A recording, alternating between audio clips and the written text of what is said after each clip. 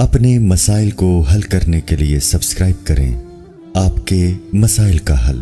بسم اللہ الرحمن الرحیم۔ انڈیا سے کسی نے پوچھا اگر بیوی سے اولاد نہ ہو رہی ہو تو اس کو طلاق دینا کیسا ہے، اور بیوی کے حیض سے فارغ ہونے کے بعد غسل سے پہلے ہی اس سے صحبت کر لینا کیسا ہے۔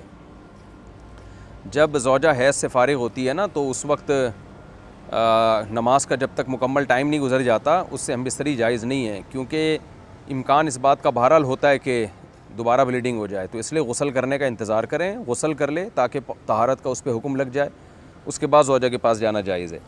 باقی یہ کہ زوجہ سے اولاد نہ ہو رہی ہو تو اس کو طلاق دینا کیسا ہے۔ طلاق دینا تو ابغض الحلال ہے، حلال چیزوں میں اللہ کو سب سے زیادہ ناپسندیدہ طلاق لگتی ہے، تو کیوں ایسا کام کر رہے ہیں جو اللہ کو پسند نہیں ہے۔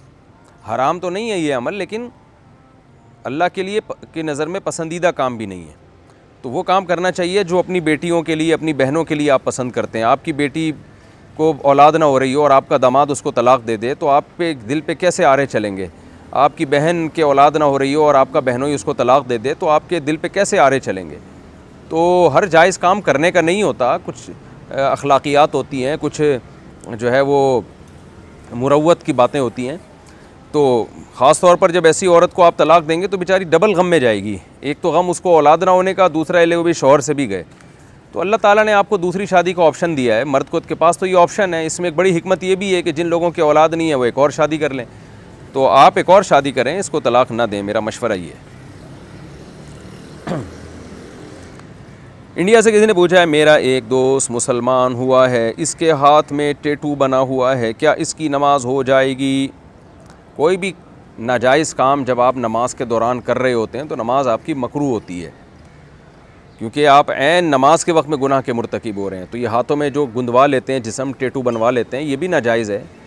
تو اصول کی روشنی میں تو نماز مکروہ ہے، یعنی نماز تو ہو جائے گی لیکن نماز کا ثواب کم ہو جائے گا۔ لیکن بات یہ ہے کہ اب ایک شخص اگر سچی دل سے توبہ کر چکا ہے تو توبہ کے بعد ہر گناہ معاف ہو جاتا ہے۔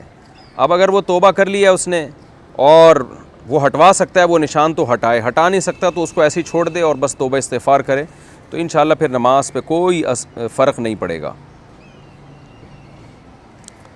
محمد رضوان انڈیا سے پوچھتے ہیں میری بہن کو 1 سال پہلے طلاق ہو گئی، اس کا ایک لڑکا بھی ہے، میں اور میرے والدین رشتہ دار سب اس کو سمجھاتے ہیں شادی کے لیے لیکن وہ منع کرتی ہے۔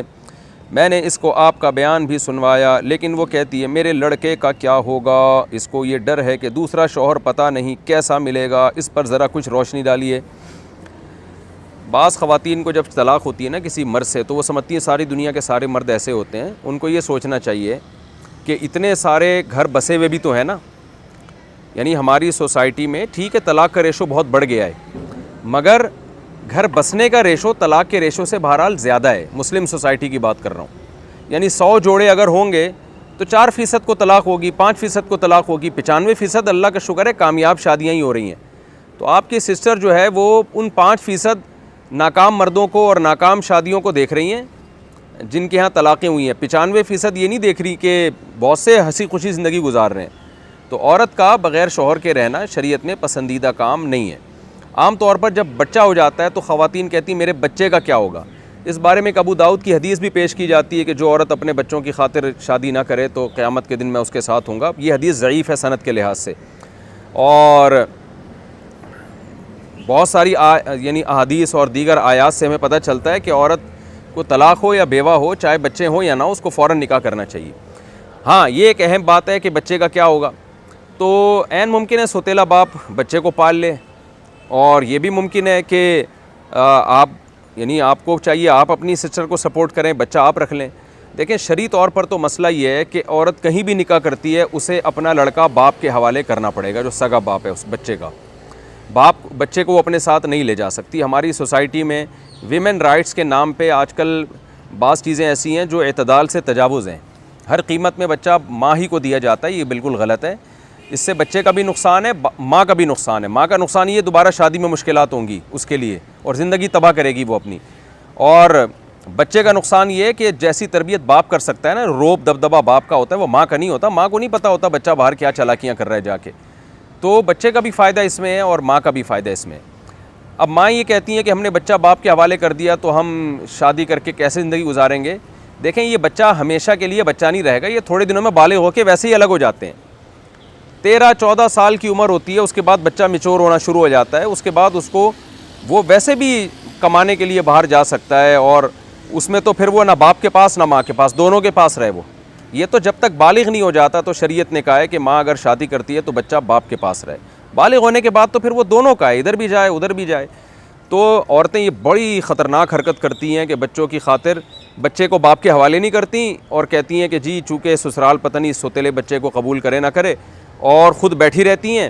نتیجہ کیا نکلتا ہے, جب ایج زیادہ ہو جاتی ہے, بچہ بڑا ہو جاتا ہے, اس وقت تک پھر ان کو خیال آتا ہے بھئی ہماری شادی ہونی چاہیے تھی, ہمیں تو تنہائی ہے. کیونکہ بچہ تو بیوی کے ساتھ جو ہے وہ ہو سکتا ہے لائف کو انجوائے کرے, سوئٹزرلینڈ جا رہا ہو, عمرہ کرنے جا رہا ہو, اور وہ بیوی بھی پتہ نہیں ماں کو قبول. آج اس زمانے کی جو بہویں ہیں وہ ونس اپون اے ٹائم نہیں ہوا کرتی تھیں, یہ اسی زمانے کی لیٹسٹ بہویں جو آ رہی ہیں. یہ تو آپ نے تو کیا کیا, اپنے بیٹے کو, اکلوتے بیٹے کو بڑی محبت سے پالا پوسا, کل اس کی شادی کی اور بہو آئی تو پتہ چلا وہ بہو کو آپ اچھی نہیں لگ رہی ہیں. بہو کہے گی نہیں تیری ماں کے ساتھ رہنا ہی نہیں ہے میں نے. ہو سکتا ہے آپ کا بیٹا طلاق دے دے, دوسری بہو لے کر آئے, دوسری اس سے بھی 2 ہاتھ آگے نکلے. تو یہ 20 قسم کے فیوچر میں عورت کے لیے مسائل ہو سکتے ہیں. تو ایسے یہ میں ہوائی باتیں نہیں کر رہا, میرے سامنے ایسے واقعات ہیں کہ ایک عورت نے کہا کہ بچہ ہے میں شادی نہیں کروں گی. بچہ بڑا ہو گیا, بچی تھی, بچی کی شادی ہو گئی, اور اب خاتون تنہائی کی زندگی گزار رہی ہیں اور کہہ رہی ہیں کاش میرا کوئی شوہر ہوتا, میرا بھی کوئی سسرال ہوتا, میں بھی کوئی زندگی گزارتی, مزید مجھے اولاد مل جاتی. اب کوئی ان سے نکاح کرنے کے لیے تیار ہی نہیں ہے, ایجڈ ہیں. تو بچہ تھوڑے دنوں تک بچہ ہوتا ہے, یہ ٹائم 5-6 سال میں گزر جائے گا. تو اس 5-6 سال کی خاطر آگے 20-30 سال کی زندگی کو برباد نہ کیا جائے. تو بچے کو شوہر کے حوالے کریں جو یعنی بچے کا حقیقی باپ ہے, اور اس سے ایگریمنٹ کر لیں کہ بھئی میں جب چاہوں گی بچے سے ملوں گی, ہفتے میں 1 دن بچہ رات میرے ساتھ گزارے گا, اور روزانہ میں ڈیلی بیسس پہ بچے سے ملتی رہوں گی. اور پھر آپ کیا کریں, آپ شادی کر کے, ہو سکتا ہے اللہ آپ کو اور مزید اولاد دے دے, تو اور بھی اولاد آپ کے ہو سکتی ہے, یہ بھی رہے گا آپ کے پاس, وہ بھی ہوگی. تو یہ احمقانہ قسم کا فیصلہ ہے کہ میں اپنے بچوں کی خاطر شادی نہیں کر رہی.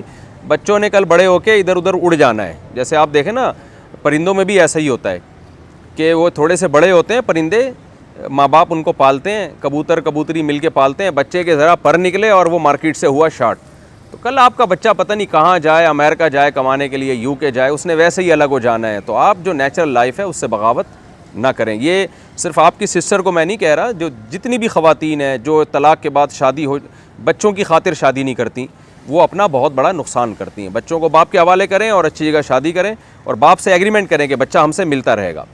تو اور میں نے دیکھا ہے مردوں کا دل اس معاملے میں الحمدللہ بڑا ہوتا ہے, وہ بچوں کو ماں سے روکتے نہیں ہیں, وہ ملنے دیتے ہیں. لیکن یہ کہ خواتین اس بارے میں جو ان میں ظلم کا ریشو ہے نا وہ زیادہ ہے, بہت معذرت کے ساتھ. وہ نہیں بچوں کو باپ سے ملنے دیتی, وہ دور کر دیتی ہیں. الا یہ کہ چند فیصد خواتین جو اس وقت میرا بیان نہیں سن رہی ہوں گی, لیکن میجورٹی کی میں بات کر رہا ہوں کہ میجورٹی میں باپ نہیں روکتا ماں سے بچوں کو, وہ ملنے دیتا ہے. وہ کہتا ہے جاؤ ڈیلی بیسس پہ بچوں ماں سے جا کے ملو. تو لیکن اگر کوئی خراب باپ ہے, کوئی نشئی ہے, آپ کا خیال ہے کہ وہ نہیں ملنے دے گا, ہمیشہ کے لیے بچوں کو دور کر دے گا آپ سے, تو پھر یہ ظلم ہے. ظاہر ہے ظلم کی تو ہم حمایت نہیں کر سکتے. تو ایسے موقع پہ بھی پھر بچہ ننیال میں رہ لے اور جو ہے وہ لیکن اپنی زندگی کو خراب نہ کیا جائے. عورت کے پاس نکاح کا آپشن محدود ہوتا ہے, خوب سمجھ لیں. مرد جو ہے نا بڈھے ہو کے بھی شادیاں کرتے رہتے ہیں, 70 سال کے بھی ہم نے بوڑھے دیکھے ہیں شادی کر رہے ہوتے ہیں, ان کو رشتے بھی اگر پیسہ آتا ہے تو بڈھوں کو بھی رشتہ مل جاتا ہے. لیکن عورت کا جو آپشن ہے نا, جتنا بھی پیسہ ہو مرد نہیں نکاح کرتا جب تک لڑکی میں اٹریکشن نہ ملے مرد کو. اور یہ اٹریکشن جوانی میں ہوتی ہے, ایجڈ خواتین میں اٹریکشن نہیں ہوتی. اس سے اگر کوئی مرد نکاح کر رہا ہوگا تو پیسے کی خاطر کر رہا ہوگا, اور وہ پیسے ہی کو فوکس کرے گا, پھر وہ عورت سے محبت نہیں کرے گا. یا تو گرین کارڈ چاہیے ہوگا. میں نے ایک نکاح پڑھایا کچھ دن پہلے, لندن کا ایک لڑکا تھا اور وہ ایک انگریز خاتون سے نکاح کر رہا تھا. لڑکا ہوگا 24-25 سال کا, اور جو خاتون تھی میں حیران ہو گیا, وہ 55-60 سال کی بوڑھی سی خاتون تھی وہ. تو مجھے نہیں پتا تھا کیا کہانی ہے. خیر وہ خاتون نے اسلام قبول کیا, انگریز خاتون نے, ہم نے نکاح پڑھایا. مجھے عجیب سا لگ رہا تھا, کوئی میچنگ کی شادی نہیں ہے, لیکن بہرحال جب میاں بیوی راضی تو کیا کرے گا قاضی. ہم نے کہا دونوں پسند کرتے ہیں ایک دوسرے کو, بہت اچھی بات ہے. میں نے مبارکباد دی, ان کو دعائیں دیں, اور اسلام بھی ماشاءاللہ اس نے قبول کیا, تو سب کچھ ہو گیا. اس کے بعد مجھے کسی نے بتایا کہ جی وہ تو بڑا مسئلہ ہو گیا. میں نے کہا جی کیا مسئلہ ہوا؟ کہتے ہیں وہ لڑکے نے یو کے کی نیشنلٹی کے چکر میں اس خاتون سے شادی کی تھی. یہ جو لڑکا دل دے بیٹھا تھا نا ایک 60 سال کی ایجڈ خاتون کو, یہ دل نہیں دے بیٹھا تھا, یہ اصل میں یو کے کو دل دے بیٹھا ہے. لندن کی نیشنلٹی کی خاطر کی ہے, تو نہ خدا ہی ملا نہ وصال صنم. ہوا یہ کہ جب اس نے ڈاکومنٹ جمع کرائے ہیں تو لندن والوں نے دیکھا کہ تیرا نکاح تو فلاں تاریخ کو ہوا ہے اور کوئی جوڑ کی شادی ہے ہی نہیں, تو نے کیا سوچ کے اس خاتون سے شادی کی ہے. انکوائری کی, پتہ چلا جی اس کا مقصد صرف اور صرف یہی ہے کہ وہاں نیشنلٹی لے گا اور پتلی گلی سے مارکیٹ سے شارٹ ہو جائے گا. تو یہ ہوتا ہے خواتین کے ساتھ جب وہ ایجڈ ہو جاتی ہیں اور اپنا گھر نہیں بساتی. تو اس لیے اس میں حماقت سے اجتناب کرنا چاہیے, تمام دوائیں بچوں کی پہنچ سے دور رکھنی چاہیے. محبت اللہ انڈیا سے پوچھتے ہیں, سوال عرض یہ ہے کہ حرام کو حلال سمجھ کر کرنا بھی شرک ہے. تو آج کل بہت سے ایسے غلط کام ہو رہے ہیں جسے برا نہ سمجھ کر کھلے عام کیا جاتا ہے, جبکہ کبھی کبھی تو فخر سے کیا جاتا ہے. مثلا غیبت کرنے کو برا ہی نہیں سمجھا جاتا, لڑکے لڑکیاں آپس میں ریلیشن شپ کو برا نہیں سمجھتے, اور بھی ایسی بہت سی برائیاں ہیں جسے غلط نہیں سمجھا جاتا. تو کیا یہ بھی شرک میں داخل ہوگا؟ اور ایک شخص بالکل اپنی آخرت سے غافل ہو کر گناہ کرتا ہے تو کیا یہ مانا جائے گا کہ اسے آخرت کا یقین نہیں ہے اور وہ مشرک ہے؟ نہیں جی, ان باتوں سے انسان کافر نہیں ہوتا, کبیرہ گناہ کا مرتکب ہو جاتا ہے. کل امتی معافن الا المجاہرین, جہار سے, مجاہدین نہیں مجاہرین. نبی صلی اللہ علیہ وسلم نے فرمایا, بخاری کی حدیث ہے, میری ساری امت قابل معافی ہے مگر وہ لوگ جو کھل کے گناہ کرتے ہیں. تو یہ گرل فرینڈ بوائے فرینڈ کا ریلیشن, اس طرح کی چیزوں کو پروموٹ کرنا اور کھل کے بتانا کہ یہ ہماری گرل فرینڈ ہے, تو یہ چیزیں انسان کو کفر کے قریب لے جاتی ہیں. تو کافر تو نہیں ہوتا لیکن کفر کے قریب لے جاتی ہیں. کافر جب ہوگا جب اس کو حلال سمجھنا شروع کر دے صاف لفظوں میں اور شریعت کو برا کہنا شروع کر دے. مثال کے طور پر کوئی گرل فرینڈ کو لے کے گھوم رہا ہے, آپ نے اس سے کہا بھائی شریعت کی روشنی میں حرام ہے, یہ اسلام میں حرام ہے, وہ جواب میں کہا میں نہیں مانتا اسلام کو, تو یہ اس جملے سے وہ کافر ہو جائے گا. یا وہ جواب میں کہ اسلام نے ایسے ہی معاذ اللہ غلط احکام دے دیے ہیں, اسلام کو میں نہیں مانتا, یا مانتا ہوں میں مسلمان ہوں لیکن یہ اسلام کا حکم صحیح نہیں ہے, یہ زمانے کے لحاظ سے غلط حکم ہے, اس طرح کی باتیں کرے گا تو چونکہ اسلام کا مذاق اڑا رہا ہے تو کافر ہو جائے گا, کیونکہ اللہ اس کے رسول کے ساتھ استہزاء کر رہا ہے. لیکن اگر یہ بات نہیں کرتا بلکہ وہ غلط اس میں ایک گرل فرینڈ سے اس نے دوستی لگائی ہوئی ہے اور جب اس کو نصیحت کی جاتی ہے تو منہ موڑ کے چلا جاتا ہے, تو ایسے موقع پہ وہ کافر تو نہیں ہوگا لیکن بڑا گناہگار ضرور ہوگا. کہ ایک تو برائی اوپر سے, ایک تو یعنی چوری اوپر سے سینہ زوری.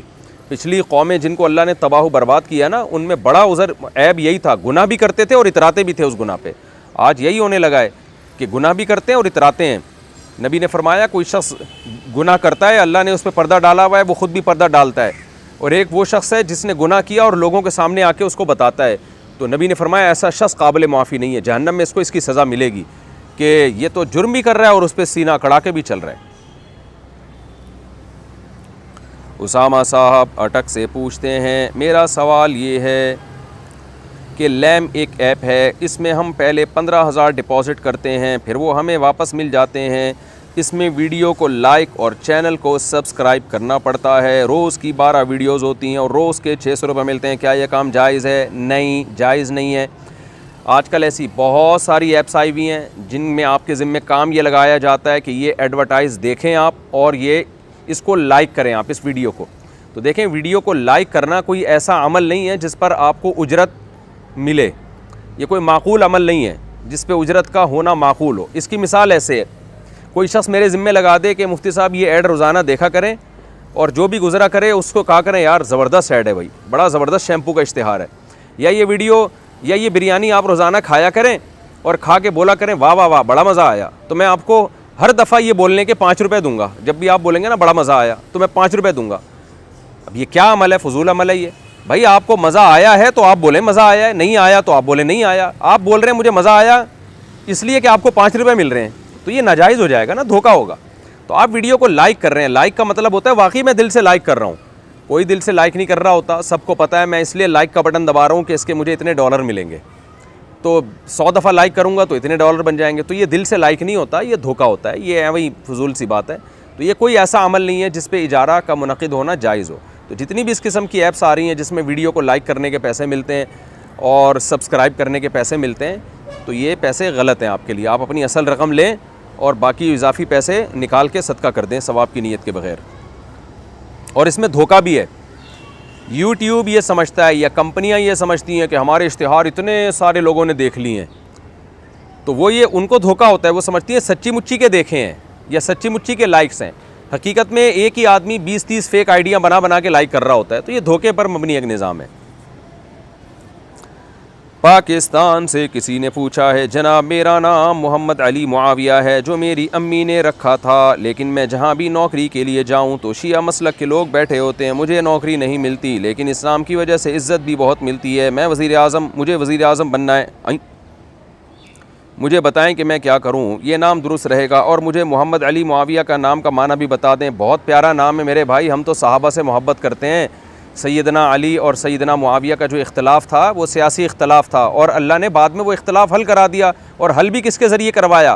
حضرت علی ابن ابی طالب، سیدنا علی ابن ابی طالب کے بیٹے کے ذریعے، حسن کے ذریعے رضی اللہ عنہ، جو جنت کے نوجوانوں کے سردار ہوں گے، تو انہوں نے جب یہ اختلاف حل کر دیا تو اب ہمارے لیے تو علی اور معاویہ دونوں سے محبت ہمارے ایمان کا بھائی حصہ ہے۔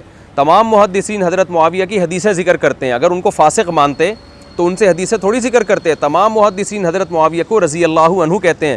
تو ہم تو اہل سنت والجماعت ہیں، باقی شیعہ کا جو مسلک ہے وہ ان کو اس پہ چلنے دیں۔ میں بار بار کہتا ہوں اپنے مسلک کو چھوڑو نہیں، دوسرے کو چھیڑو نہیں، ان کی جو رائے ہے ان کو اس پہ چلنے دیں، ہم تو اہل سنت والجماعت ہیں۔ ہماری رائے یہ کہ 73 فرقوں میں جو ایک فرقہ جنتی ہوگا، اس کی جو نبی نے علامت بتائی ہے، ما انا علیہ و اصحابی، فرمایا میں اور میرے صحابہ جس پر تھے، تو اہل سنت والجماعت یعنی ما انا علیہ کا ترجمہ اہل سنت ہے، یعنی سنت کو فالو کرتے ہیں، اور جماعت کا مطلب ہے صحابہ کی جماعت۔ تو ہم اہل سنت والجماعت کہلاتے ہی اس لیے ہیں کہ ہم اس حدیث پر پورے اترتے ہیں کہ ما انا علیہ و اصحابی، جو 73 میں سے ایک فرقہ جو جنتی ہوگا نا، اس کو نبی نے فرمایا جو میرے اور صحابہ کو کے راستے پہ چلے گا۔ تو ہم صحابہ کو بھی مانتے ہیں، نبی کو بھی مانتے ہیں، تو کسی صحابی میں ہم فرق نہیں کرتے، صحابی ہونا ثابت ہو جائے بس۔ ہاں درجات میں فرق ہے، سیدنا علی کا رتبہ حضرت معاویہ سے بہت بلند ہے، درجات میں فرق ایک الگ بات ہے۔ تو اپنا نام معاویہ بھی رکھا کریں، علی بھی رکھا کریں، عمر بھی رکھا کریں، ابو بکر بھی رکھا کریں، اور حسن بھی رکھا کریں، حسین بھی رکھا کریں۔ اور اہل سنت والجماعت کو تو چاہیے کہ سارے نام اپنے گھروں میں رکھیں، ایک بچے کا نام علی ہے، دوسرے کا نام حسن ہو، تیسرے کا نام حسین ہو، چوتھے کا نام معاویہ ہو، پانچویں کا نام جو ہے وہ عباس ہو، تو سارے نام اہل بیت کے بھی اور دوسرے صحابہ کے بھی، ہم تو سب سے محبت کے قائل ہیں بھائی۔ تو اس لیے آپ اپنا نام، یہ نام ہٹائیں نہیں۔ باقی جاب نہیں دیتے ایسی کی تیسی بھائی، آخرت میں اچھی جاب مل جائے گی انشاءاللہ آپ کو۔ اللہ کہے گا تو نے صحابی سے محبت کی خاطر جاب کو ٹھکرا دیا اور نام تبدیل نہیں کیا، تو میری نظر میں تیرا مقام بہت بلند ہے انشاءاللہ۔ تو کبھی بھی اتنا پیارا نام چینج نہیں کرنا چاہیے، اور علی معاویہ دونوں نام رکھ لیے تو اور ہی اچھا ہو گیا۔ حضرت علی رضی اللہ تعالیٰ عنہ سے منقول ہے کہ جنگ جمل یا جنگ صفی میں، کہ جب انہوں نے جو ہے وہ حضرت معاویہ کو بیعت کرنے کے لیے لڑائی کی نا، تو جو مقتولین تھے تو وہاں حضرت علی نے کیا فرمایا کہ مجھے اللہ سے امید ہے کہ ہمارا شمار ان لوگوں میں ہوگا جن کے بارے میں اللہ نے قرآن میں فرمایا وَنَزَعْنَا مَا فِي صُدُورِهِم مِّن غِلٍّ إِخْوَانًا عَلَىٰ سُرُرٍ مُتَقَابِلِينَ۔ قرآن میں آتا ہے کہ جنتیوں کے دلوں میں جو دنیا میں تھوڑی بہت کوئی نفرت اگر ہوئی نا کسی بھی بیس پہ، تو اللہ آخرت میں وہ نفرت ختم کر دے گا۔ تو اور ان کے درمیان جو اختلافات ہوئے اللہ اس کو ختم کر دے گا جنت میں۔ اس سے پتہ چلتا ہے کہ جنت میں ایسے لوگ بھی جائیں گے جن کے دنیا میں اختلاف تھا، کیونکہ وہ اختلاف اجتہادی غلطی کی بیس پہ تھا، دونوں کا مقصد اللہ کی رضا تھی۔ تو اس لیے ایسے لوگ بھی جنت میں جائیں گے جن میں دنیا میں اختلاف ہوگا، تو اللہ اس اختلاف کو قیامت کے دن ختم کر دے گا۔ تو ہم یہ سمجھتے ہیں کہ صحابہ کے مابین جو اختلاف ہوا نا، اس آیت میں سب سے پہلے وہ لوگ داخل ہیں، کیونکہ اللہ سب سے پہلے صحابہ کے اختلاف کو جنت میں ختم کرے گا، اور اخوانن علی سررن، دونوں تختوں پہ آمنے سامنے بیٹھے ہوں گے بھائیوں کی طرح، اخوان بھائی بن کے بیٹھے ہوئے ہوں گے۔ اس لیے ہم کہتے ہیں علی معاویہ بھائی، اس آیت کی روشنی میں کہتے ہیں، کیونکہ اگر اس آیت کا مصداق صحابہ نہیں ہے تو پھر کون ہے بھائی؟ اگر صحابہ ہی اس آیت پہ پورے نہیں اترتے تو ہم کس کھیت کی مولی ہیں؟ آج کوئی فنٹر بن کے کہے کہ نہیں صحابہ اس میں داخل نہیں ہے، بعد والے داخل ہیں، تو بعد والوں کا مقام کیا صحابہ سے بھی بلند ہو گیا؟ تو یہ بالکل حماقت کی بات ہوگی۔ تو اس میں حضرت علی معاویہ تو اس آیت میں سب سے پہلے داخل ہیں کہ دنیا میں جو اختلاف ہوا ہوگا جنتیوں کے درمیان، تو اللہ جنت میں اس اختلاف کو بالکل ختم کر دے گا، اور یہ بھائی بن کے تختوں پہ بیٹھے ہوئے ہوں گے۔ تو ہمیں یقین ہے سیدنا علی رضی اللہ عنہ، سیدنا معاویہ رضی اللہ تعالی عنہ، یہ جنت میں تختوں پہ بھائی بن کے بیٹھے ہوئے ہوں گے، اور جس نے ایک کی محبت میں دوسرے کے ساتھ ناانصافی کی ہوگی، وہ جنت کے جو ہے وہ قیامت کے دن ٹینشن میں ہوگا، وہ پریشان ہوگا کہ بھائی ہم نے یہ کیا کیا، ہم نے ایک کی محبت میں غلو کر کے دوسرے کو سے دشمنی ہم نے کیوں مول لی؟ تو یہ دونوں تو آج بھائی ہیں، تو اس کا کیا بنے گا قیامت کے دن، اس کو سوچنا چاہیے۔ تو اس لیے نام کبھی ہرگز تبدیل نہ کریں یہ نام، بلکہ اور بچوں کا نام رکھا کریں، معاویہ بھی رکھیں، اور جو ہے مغیرہ بھی رکھیں، جیسے حضرت مغیرہ بن شعبہ تھے، خالد بن ولید بھی رکھیں، ابو بکر بھی رکھیں، عمر بھی رکھیں، علی بھی رکھیں، حسن بھی رکھیں، حسین بھی رکھیں، سارے محبوب نام ہیں، اچھے نام ہیں۔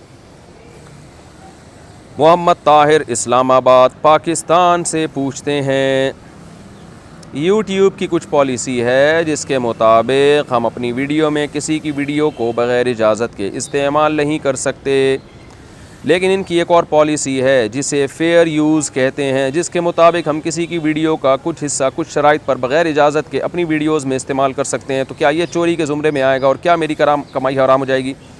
نہیں بھائی، یہ چوری کے زمرے میں نہیں آئے گا۔ جب یوٹیوب نے آپ کو اس کی اجازت دی ہے، تو جب ہم یوٹیوب کی پالیسیوں پہ سائن کرتے ہیں تو اس کا مطلب یوٹیوب سے جو کیے ہوئے معاہدوں کو ہم قبول کر رہے ہوتے ہیں۔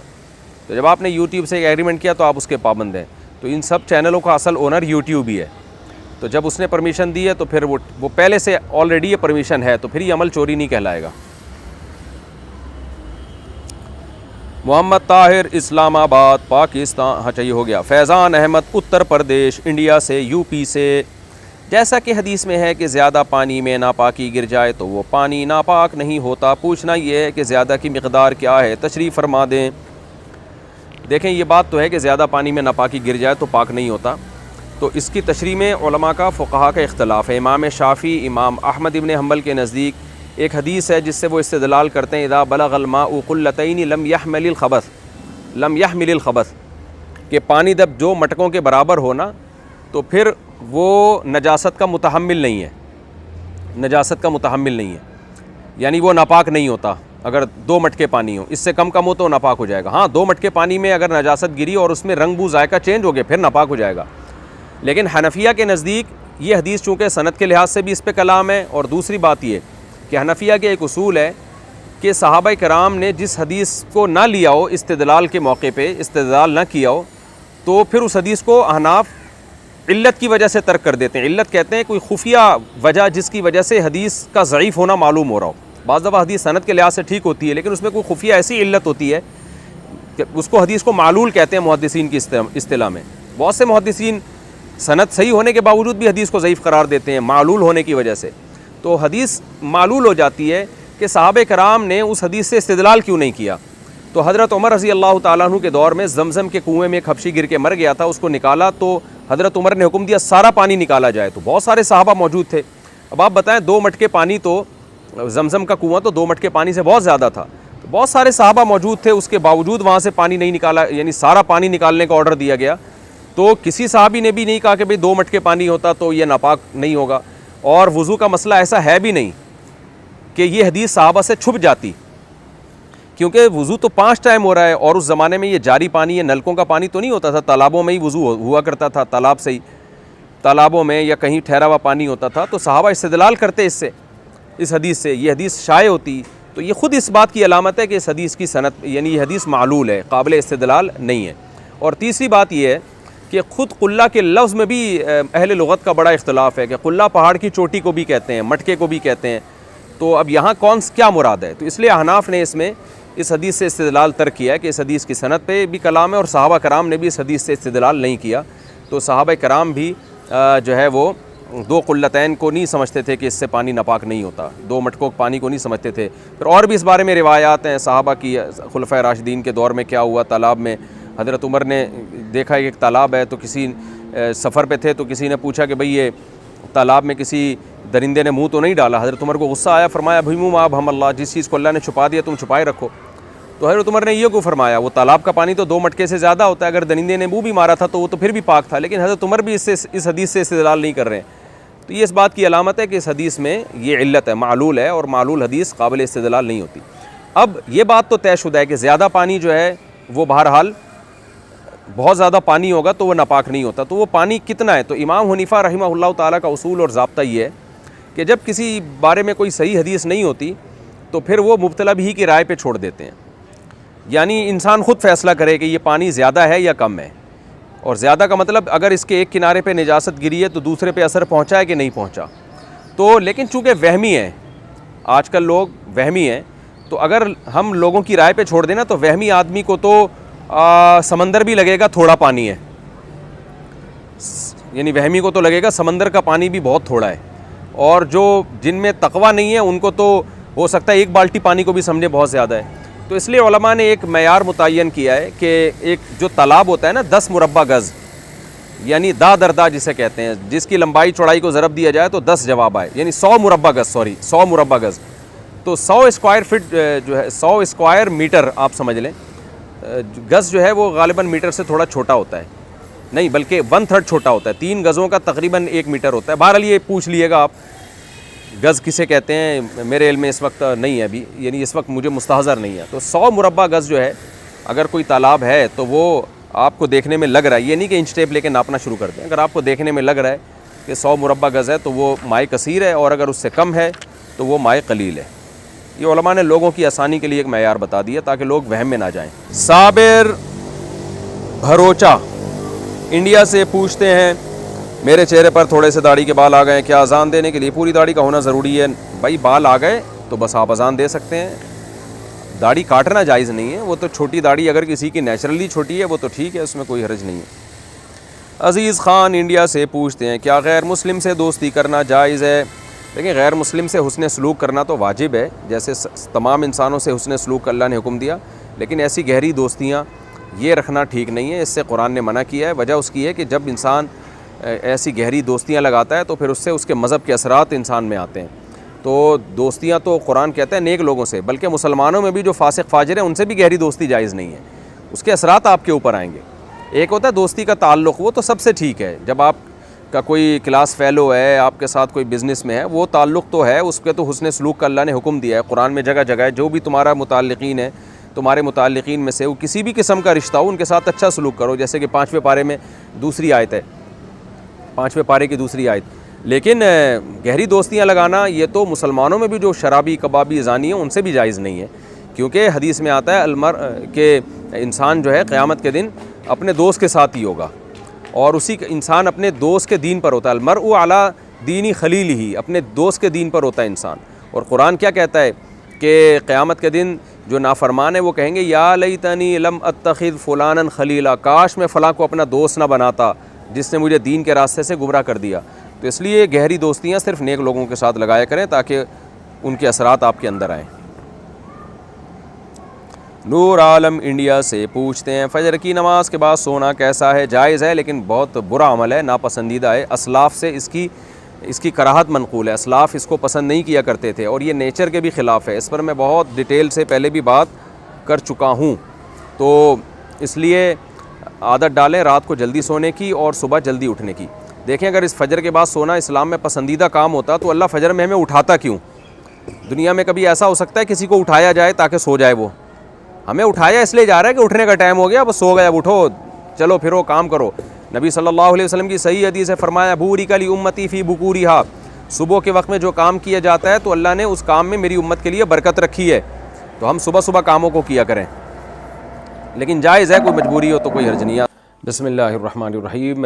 اذان ہو گئی تھی تو سلسلہ منقطع کرنا پڑا تھا۔ یہ مجیب الرحمان مہاراشٹر مالیگاؤں انڈیا، اتنا لمبا نام ہے، سوال چھوٹا سا ہے۔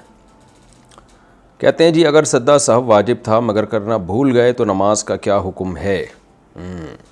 سجدہ سہو بھی اگر بھول گئے تو پھر نماز واجب الاعادہ ہے۔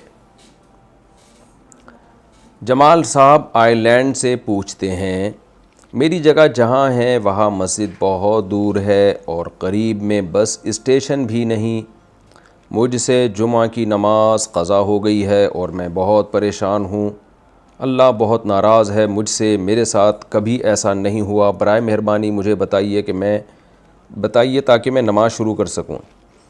دیکھیں جمعہ اگر آپ کے شہر میں اگر ہوتا ہے تو جمعہ پڑھنا تو آپ پہ واجب ہے، لیکن اگر مسجد بہت دور ہے تو پھر جماعت سے، یعنی مسجد کی جماعت آپ پر لازم نہیں ہے، بلکہ کہیں بھی جمع ہو کے جماعت سے نماز پڑھ لیں آپ، مسجد جانا پھر لازم نہیں ہے اگر مسجد بہت دور ہے، لیکن جمعہ تو لازم ہے۔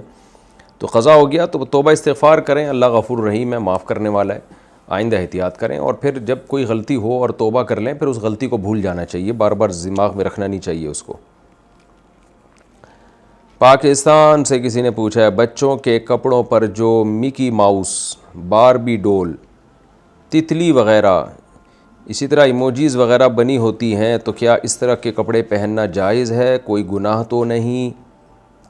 دیکھیں بچوں کو یا خود بھی ایسے کپڑے پہننا یا پہنانا جن پہ جاندار کے چہرے کی تصویر ہو، چاہے وہ چہرہ جانور کا ہو انسان کا ہو، اس سے کوئی فرق نہیں پڑتا، تتلی کا ہو، گھوڑے کا ہو، بندر کا ہو یا کسی انسان کا ہو، اس سے کوئی فرق نہیں پڑتا، لیکن شرط یہ ہے کہ چہرہ بالکل واضح ہو اور تصویر اتنی بڑی ہو کہ وہ دور سے نظر آتی ہو۔ دور کا مطلب جب آپ زمین پہ رکھیں تو کھڑے ہو کر دیکھیں تو نظر آتی ہو، تو اتنی بڑی تصویر ہو۔ یعنی ایموجیز میں تو یہ جو اسمائلیز ہوتی ہیں تو بہت چھوٹی چھوٹی اتنی پدی پدی سی تصویریں ہوتی ہیں، تو یہ تو اگر آپ 6-7 فٹ دور سے دیکھیں تو نظر بھی نہیں آ رہی ہوتی تصویر، لیکن اگر واضح تصویر ہے، ناک آنکھ اور لپس وغیرہ بنے ہوئے ہیں تو پھر کوئی بھی تصویر ہوگی، پرنٹڈ تصویر جو ہوتی ہے اس کا استعمال شریعت میں حرام ہے۔ نبی صلی اللہ علیہ وسلم کی بہت شدید وعید ہیں، لہذا بچوں کو ایسی شرٹیں یا ایسے کپڑے پہنانا، شلوار قمیض یا جبہ یا کوئی بھی چیز جس پہ تصویر بنی ہوئی ہو، جائز نہیں ہے۔ ریشاہل خانپور، بچی کو گھٹی کیسے دیتے ہیں؟ بچی کی دنیاوی اور دینی تعلیم کے بارے میں کچھ گائیڈ کیجیے کہ کس طرح تربیت کریں کہ اس میں شرم و حیا دینداری پیدا ہو سکے۔ گھٹی تو ایسے دیتے ہیں، کوئی بھی بزرگ ہوں یا مسجد کے امام ہوں یا خاندان کے کوئی بھی بڑے ہوں، ایسے زبان پہ نا تھوڑا سا کھجور یا شہد تھوک لگایا اپنا اس کھجور یا شہد پہ، اور پھر بچے کو ہلکا سا چٹا دیا، تو بس یہ ہوتا ہے۔ یہ کوئی لازمی عمل نہیں ہے، لوگوں نے اس کو بہت ضروری سمجھ لیا ہے۔ باقی یہ کہ بچے میں ایسی کہ تربیت شرم و حیا دینداری پیدا ہو جائے تو یہ تو بڑا لمبا چوڑا سوال ہے بھائی۔ یہ تو گھر میں حیا کا ماحول ہوگا تو بچہ بھی با حیا پیدا ہوگا، گھر میں حیا کا ماحول نہیں ہے تو بچہ بے حیا ہوگا۔ بچے کو برے ماحول سے بچائیں، بس بچہ نیچر پہ پیدا ہوتا ہے، نیکی ہوتا ہے، بس برے ماحول سے بچانا ہے اس کو۔ اور شرم والوں میں حیا والوں میں بٹھائیں گے تو حیا سیکھے گا، بے حیاؤں میں بٹھائیں گے تو بے حیائی سیکھے گا۔ انڈیا سے کسی نے پوچھا ہے کیا پیریڈ کی حالت میں موبائل میں سے قرآن مجید پڑھا سکتے ہیں؟ نہیں پڑھا سکتے۔ قرآن مجید کی آیتوں کا تلفظ کرنا حالت حیض میں یا حالت جنابت میں یہ ناجائز ہے۔ البتہ الفاظ کو توڑ توڑ کے پڑھ سکتے ہیں، کیونکہ قرآن تو پورا ایک سینٹنس بنتا ہے نا، اگر توڑ توڑ کے لفظ کو پڑھا جائے تو وہ پھر قرآن نہیں کہلاتا۔ پاکستان سے کسی نے پوچھا ہے الصلاۃ خیر من النوم کے جواب میں کیا کہنا چاہیے؟ اس بارے میں مختلف الفاظ دعائیں منقول ہیں، لیکن کوئی بھی صحیح سند سے ثابت نہیں ہے، اس لیے الصلاۃ خیر من النوم کے جواب میں الصلاۃ خیر من النوم ہی ریپیٹ کر دینا چاہیے اگر آپ جاگ رہے ہیں۔ پاکستان سے کسی نے پوچھا ہے اپنا مکان، بنگلہ وغیرہ کسی اسلامک بینک کو کرائے پر دے سکتے ہیں؟ جی ہاں، دے سکتے ہیں۔ پشاور سے کسی نے پوچھا ہے جی میرا سوال یہ ہے کہ یوٹیوب یا فیس بک پر گیم یا کارٹون کی ویڈیو اپلوڈ کر کے پیسے کمانا حلال ہے یا حرام؟ کارٹون یا فیس بک کی ویڈیو یوٹیوب یا فیس بک پہ آپ کارٹون یا گیم کی ویڈیو جو اپلوڈ کرتے ہیں تو اگر گیم کے پیسے لے رہے ہیں، کوئی جوئے یا سٹے کی صورت ہے، وہ تو حرام ہے، لیکن مونیٹائزیشن کے پیسے لے رہے ہیں آپ، جو ایڈورٹائز چلتے ہیں، تو اس کی ارننگ جائز ہے۔ لیکن بہتر یہ کہ گیم یا کارٹون کے بجائے کوئی ڈھنگ کی چیز ڈالیں یوٹیوب پہ تاکہ لوگوں کو فائدہ تو ہو نا۔ کارٹون اگر ڈالنے ہیں تو اسلامی کارٹون ڈالیں یا سبق آموز کارٹون ڈالیں۔ آج کل کارٹون دیکھ دیکھ کے بچے بھی کارٹون بنتے جا رہے ہیں، ان میں بالکل ہی عجیب سے ہوتے جا رہے ہیں، تو کارٹون بہت بچے کی نفسیات سے کھیلتا ہے، تو بچے بگڑتے ہیں اس سے۔ ابھی ریسنٹلی ہمارے یہاں ایسا ہوا 10 سال کے بچے نے خودکشی کی ہے، حالانکہ کوئی بات نہیں تھی، ماں نے تھوڑا سا ڈانٹا تھا کسی بات پہ۔ وجہ کیا ہے؟ یہ ڈراموں میں، فلموں میں، کارٹون میں اور اس طرح کی ویڈیو گیمز میں ایسی چیزیں دیکھ رہے ہوتے ہیں اٹھ پٹانگ، تو ایسے بچوں کا ذہن لاشعوری طور پہ خراب ہو رہا ہوتا ہے۔ میں مانتا ہوں کارٹونوں میں کوئی خودکشیاں نہیں دکھائی جاتی، لیکن مار دھاڑ اتنی دکھائی جاتی ہے، بچے بدتمیز ہو جاتے ہیں اس سے، اور یہ سب بچوں کی نفسیات سے کھیلنے کی چیزیں ہیں۔ سوشل میڈیا تو ماں باپ کنٹرول کر نہیں رہے ہیں سوشل میڈیا کو، بچوں کی فزیکل ایکٹیویٹی ہے ہی نہیں، تو اس سے نقصان ہو رہا ہے۔ تو اس لیے جائز تو ہے، ناجائز ہونے کے جب تک کوئی بےہودگی نہ اس میں، لیکن کام وہ کرنا چاہیے جس سے لوگوں کو فائدہ ہو۔ باقی جو مونیٹائزیشن سے جو پیسے کمائے جاتے ہیں تو اس میں یہ ہے کہ چونکہ فحش اشتہارات بھی چلتے ہیں یوٹیوب پہ، تو اس لیے اس میں سے جو ہے نا چند فیصد پیسے صدقہ کر دیں، 5% یا 10%. کچھ یوٹیوبر کہتے ہیں 5% حرام شامل ہوتا ہے، کچھ کہتے ہیں 10%. تو 5 یا 10% ایک اندازے سے کچھ رقم ہر مہینے جب بھی یوٹیوب کی آمدن آئے تو اس سے صدقہ کر دینا چاہیے، تاکہ اس میں اگر کوئی حرام شامل ہوا ہے تو وہ صاف ہو جائے، حرام سے پاک ہو جائے. محمد انور بہار انڈیا سے، کیا گالی دینے سے وضو ٹوٹ جاتا ہے؟ نہیں جی، وضو تو نہیں ٹوٹتا، تقویٰ ٹوٹ جاتا ہے البتہ. اور یہ بھی ممکن ہے سامنے والا کو غصہ آ گیا تو وضو تو نہیں ٹوٹے گا، آپ کا ہاتھ یا پاؤں ٹوٹ سکتا ہے. پاکستان سے کسی نے پوچھا ہے، میں نے قرآن مجید پر ہاتھ رکھ کر عہد کیا تھا کہ آئندہ فحش ویڈیو نہیں دیکھوں گا، مگر بعد میں دیکھ لی، بتائیے میں اب کیا کروں؟ دیکھیں، قرآن پہ ہاتھ رکھنا بھی ہمارے ہاں قسم ہی کے زمرے میں آتا ہے، عرف میں اس کو قسم کہتے ہیں. تو جب آپ نے یہ کام کیا تو قسم ٹوٹ گئی، آپ پہ قسم کا کفارہ لازم ہے. گناہ تو ویسے ہی ہوگا، فحش ویڈیو دیکھنا بہت گناہ کی بات ہے. تو جب آپ نے دیکھا تو قسم کا کفارہ بھی ادا کریں. قسم کا کفارہ یہ ہے کہ 10 غریبوں کو 2 ٹائم کا کھانا یا 3 روزے لگاتار رکھ لیں. آپ اگر کھانا کھلانے کی آپ خود غریب ہیں اگر، اور باقی توبہ کریں، اس عمل کو چھوڑیں، نکاح کی طرف جائیں، حلال کی طرف جائیں، اور کسی اللہ والے بزرگ سے اصلاحی تعلق قائم کریں، ان کو بتائیں تاکہ یہ اس عذاب سے آپ کی جان چھوٹے. پاکستان سے کسی نے پوچھا ہے، میں سید ہوں، میری خالہ بھی سید ہیں، میری خالہ کے مالی حالات اچھے نہیں ہیں، تو کیا میں ان کو زکوٰۃ دے سکتی ہوں؟ کیا رشتہ داروں کو زکوٰۃ دی جا سکتی ہے یا کوئی گنجائش نہیں ہے؟ رشتہ داروں کو زکوٰۃ دینا تو ڈبل ثواب ہے، لیکن خالہ چونکہ سید ہیں تو سید کے لیے زکوٰۃ لینا جائز نہیں ہے، نہ سید کو زکوٰۃ دینا جائز ہے. تو آپ اپنی خالہ کو زکوٰۃ تو نہیں دے سکتی، لیکن ویسے نفلی صدقات و خیرات سے آپ ان کی مدد کریں، آپ کو بہت ثواب ملے گا انشاءاللہ.